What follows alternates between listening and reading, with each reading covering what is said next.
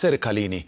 Ndio kauli ya naibu rais Profesa Kithure Kindiki ambaye amewarai wakazi wa eneo la Mlima Kenya kuendeleza umoja wao na kukataa kugawanywa kwa misingi ya kisiasa. Na akizungumza kwenye hafla ya wakulima wa maziwa huko Meru, Kindiki amewataka wanamlimani kuendelea kuiunga mkono serikali ya Rais William Ruto, huku akisisitiza kwamba nafasi yake kama naibu rais iko imara. Na kama anavyoarifu sasa Brenda Wanga, Kindiki amewataka viongozi wa Mlima Kenya kuacha kelele za kisiasa na kuunga mkono juhudi za maendeleo zinazoendelezwa na serikali.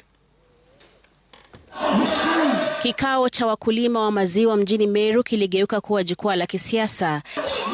Katika uwanja wa ASK Gitoro mjini Meru, naibu rais Kithure Kindiki alitumia hafla hiyo ya kusherehekea siku ya wakulima wa maziwa wa Meru kuwajibu wale wanaotilia hofu hatima yake ya kisiasa. Kwa miezi kadhaa, baadhi ya wanasiasa wamekuwa wakishikilia msimamo kwamba nafasi ya mgombea mwenza wa Rais Ruto kwenye uchaguzi ujao ipewe mtu mwingine. Kindiki akionekana kukerwa na hiyo. Serikali haiwezi kuwa mzuri wakati Deputy President anatoka hapa pande hii, alafu inakuwa mbaya Deputy President akitoka pande nyingine. Kindiki akisisitiza kuwa eneo la Mlima Kenya litasalia ndani ya serikali na kumuunga mkono Rais Ruto. Kwa hivyo hii serikali muache mchezo. Hii ni serikali yetu, hatutoki. Tunang'ang'ana hapa. Najua tumeongezeka, kina Oparanya wamekuja, wamekaribishwa, lakini hatutoki. Hatuwezi waondokea. Tutang'ang'ana tukiwa hapa ndani. Ushindani mkubwa wa kisiasa katika eneo la Mlima Kenya ambalo lina ukwasi wa kura umekuwa ukishuhudiwa, huku viongozi mbalimbali wakivutania ubabe wa kisiasa eneo hilo.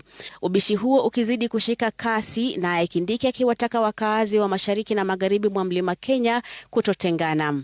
Viongozi wa serikali wamekuwa wakimtuhumu rais mstaafu Uhuru Kenyatta kwa madai ya kushirikiana na upinzani kuihujumu serikali. Lakini sasa naibu rais amemtaka gavana wa zamani wa Meru Kiraitu Murungi kumfikia rais huyo kuileta jamii ya mlimani mapema. Kwa hivyo utafute kiongozi wetu Uhuru Kenyatta, umwambie muzungumze, ndio sasa kama watu ambao mmestaafu muhakikisha ya kwamba hii jamii imekaa vile tuliipata. Hatuwezi kukubali hii jamii ya area hii iongee kwa lugha tofauti. Tutaongea lugha moja, na lugha ambayo tutaongea ni lugha ya two term.